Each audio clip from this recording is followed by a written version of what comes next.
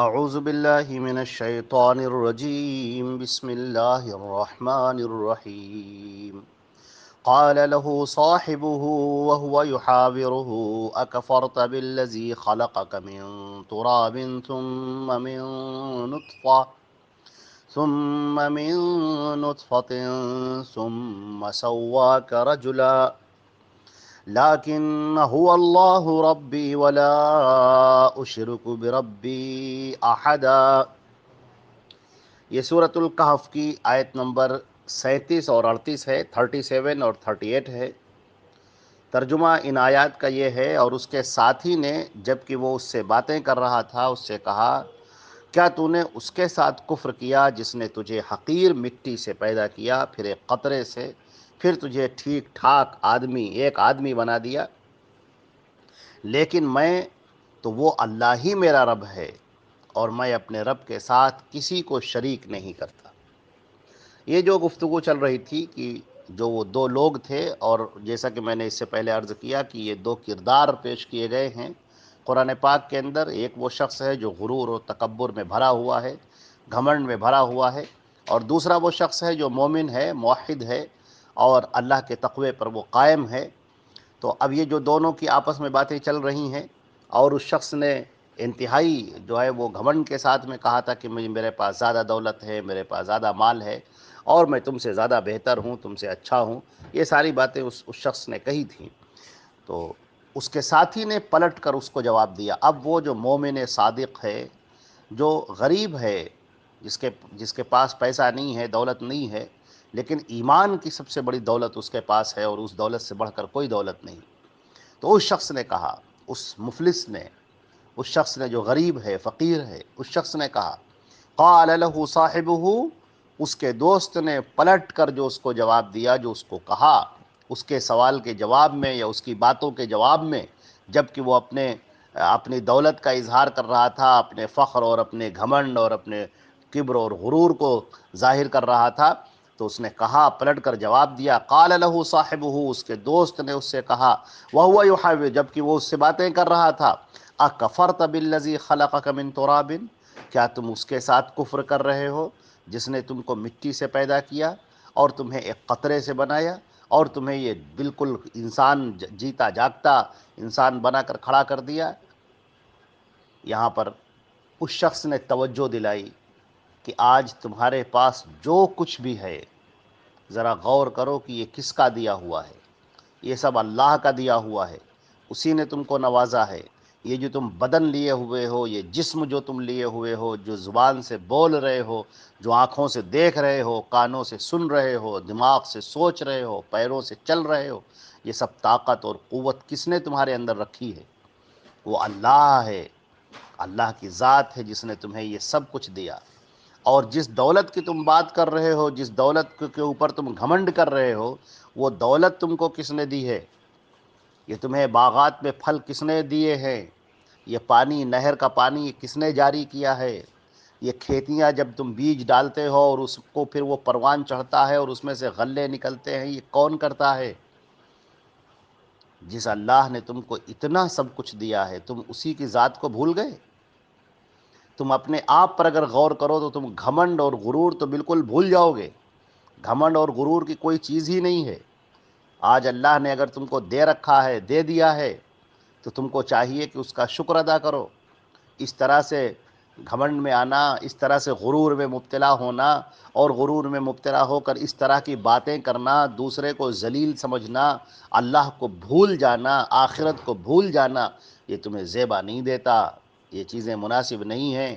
اس لیے کہ جس اللہ نے تم کو سب دیا ہے، وہ اگر چاہے تو تم سے سب چھین لے، اور منٹوں میں سب ختم ہو جاؤ گے، تمہارے پاس کچھ بھی نہیں رہ جائے گا، تم بالکل فقیر اور قلاش بن جاؤ گے۔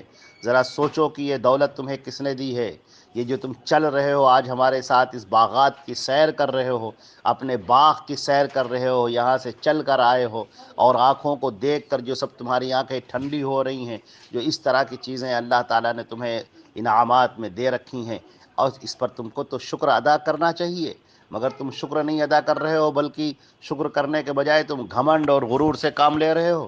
کیا تمہیں گھمنڈ اور غرور کرنا چاہیے؟ ذرا سوچو کہ تم تو کچھ بھی نہیں تھے، تم کو مٹی سے اللہ نے پیدا کیا، پھر تمہیں ایک قطرے سے بنایا اور ایک جیتا جاگتا انسان کھڑا کر دیا۔ جس اللہ نے یہ سب کچھ کیا ہے وہ تم سے سب کچھ چھین سکتا ہے، وہ سب کچھ تم سے لے سکتا ہے۔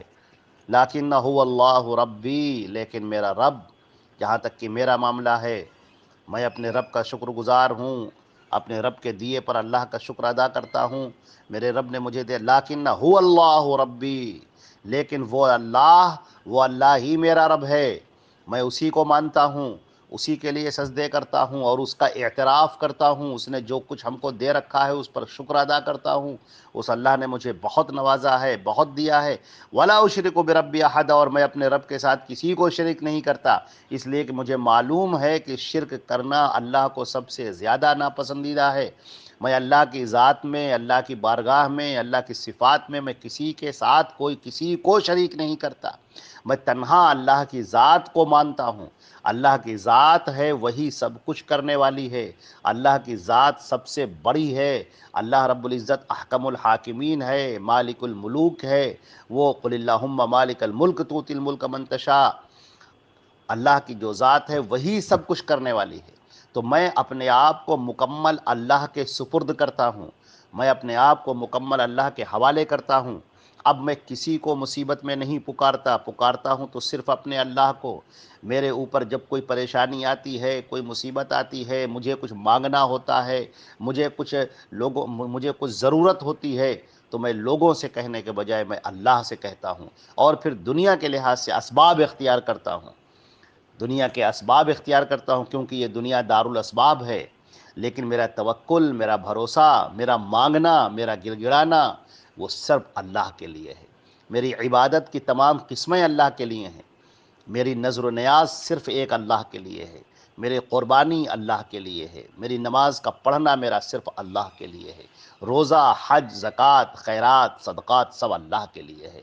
میں اسی کے لیے سجدے کرتا ہوں، میں اسی کے سامنے گڑ گڑاتا ہوں، اپنے ہاتھ کو اسی کے سامنے دعا کے لیے اٹھاتا ہوں، اپنی پیشانی کو زمین پر رکھ کر اسی کو پکارتا ہوں، اور اس کے علاوہ میں کسی کو نہیں پکارتا، میں کسی کو شریک نہیں کرتا۔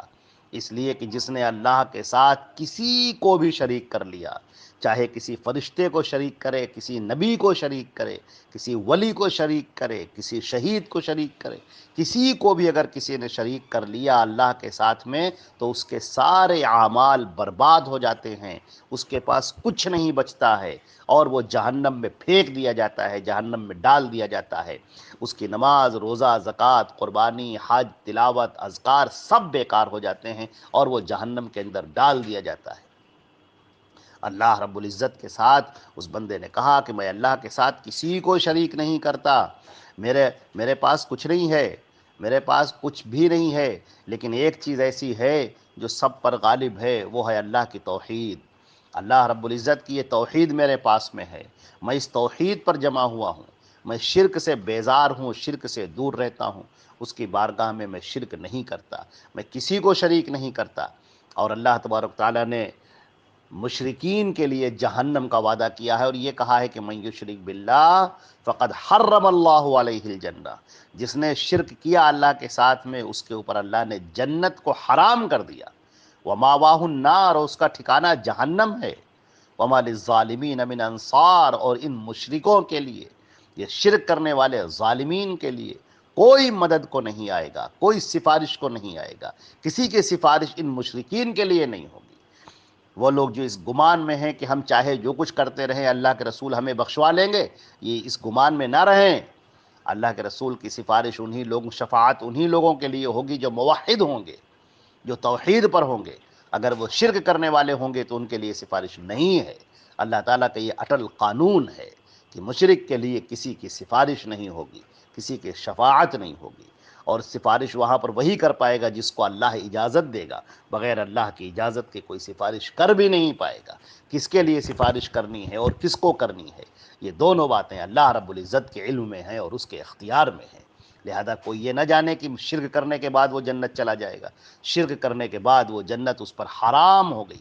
لہذا میں صرف اللہ کو پکارتا ہوں، اسی کو آواز دیتا ہوں، میری نماز، میرا روزہ، میرے صدقات، میری نذر، میری قربانی سب اللہ کے لیے ہے، یہ سجدے اللہ کے لیے ہیں، یہ طواف اللہ کے لیے ہے، میری محبتیں اللہ کے لیے ہیں، میری ساری محبت، سب سے زیادہ محبت میں اللہ سے کرتا ہوں، والذین آمنوا اشد حبا للہ، جو ایمان والے ہیں وہ اللہ سے سب سے زیادہ محبت کرتے ہیں، میں اسی کو پکارتا ہوں، اٹھتے بیٹھتے اسی کو پکارتا ہوں، اور اللہ کے علاوہ کسی کو نہیں پکارتا، کیونکہ یہ شرک ہے۔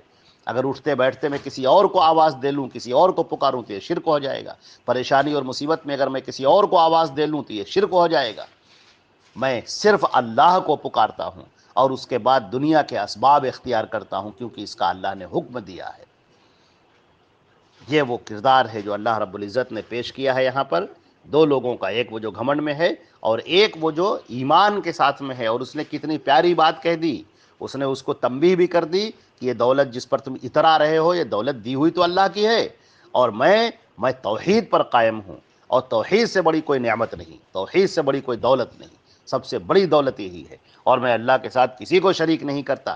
اس لیے کہ صرف اللہ کا مان لینا کافی نہیں ہے، بلکہ اللہ کو ماننے کے ساتھ اس کو تنہا اور اکیلا اور مختار اور کل عالم الغیب اور کل تمام جہان کا مالک اور پروردگار ماننا ضروری ہے، اور وہ یہ کہ وہ سب سے بڑا ہے، وہی سب کچھ کرتا ہے اور اس کے علاوہ کوئی کچھ نہیں کرتا، لہذا ساری طاقت صرف اللہ کی ہے، یہ بھی ماننا ضروری ہے۔ ان آیات کے اندر یہ پیغام دیا گیا ہے، انشاءاللہ ابھی اس کی باتیں ابھی اور آگے آیات میں جاری رہیں گی۔ والسلام علیکم۔